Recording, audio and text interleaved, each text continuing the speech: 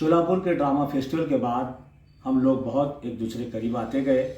अजहर साहब को जब मेरे बारे में पता चला कि मैं एक आर्टिस्ट हूँ तो उन्होंने अपने ड्रामों को कई डिज़ाइन बनाने के लिए मुझसे कहा और मैंने उनके रंगरस से लेकर जश्न रंग के डिज़ाइन बनाए। इसी तरह ये सिलसिला चलता रहा और हाल ही में उनका एक प्ले जो अंडर प्रोडक्शन था मीर जाफ़र, उसके भी हमने डिज़ाइन किए, लेकिन वो ना हो सका।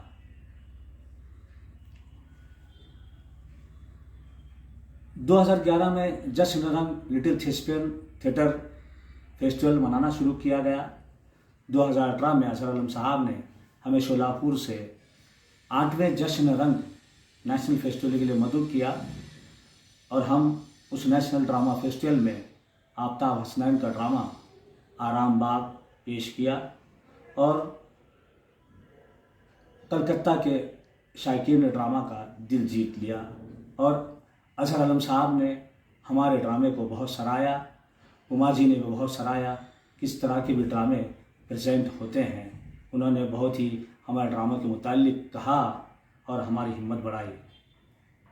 2019 आया जिसमें कोविड जो सिर्फ इंसान को ही नहीं पूरी दुनिया थम गई और 2021 में मैं खुद कोरोना वायरस के लपेट में आया था। जब मैं अस्पताल में था तो अजहर आलम और उनकी अहलिया ने मुझे वीडियो कॉल करके मुझे हिम्मत दिलाते थे, कहते थे कुछ नहीं होगा, ये कोरोना वरोना कुछ नहीं है। लेकिन अफसोस 15 रोज़ के बाद खबर मिली कि अजहर आलम भी कोरोना वायरस के लपेट में आ गए और 2-4 दिन के बाद एक बहुत बुरी खबर मिली कि अजहर आलम इस ड्रामे की दुनिया को छोड़कर अलविदा कर गए। 20 अप्रैल 2021 ये दिन हमारी ज़िंदगी के लिए एक अफसोसनाक दिन होगा क्योंकि अजहर आलम इस कोरोना वायरस के शिकार हो गए।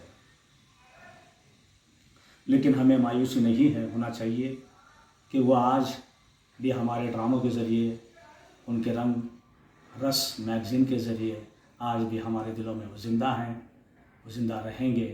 इसी उम्मीद के साथ अल्लाह ताला से दुआ करते हैं कि आखिर में अल्लाह ताला उनके अपने जवाह रहमत में आला मुकाम अता फरमाए।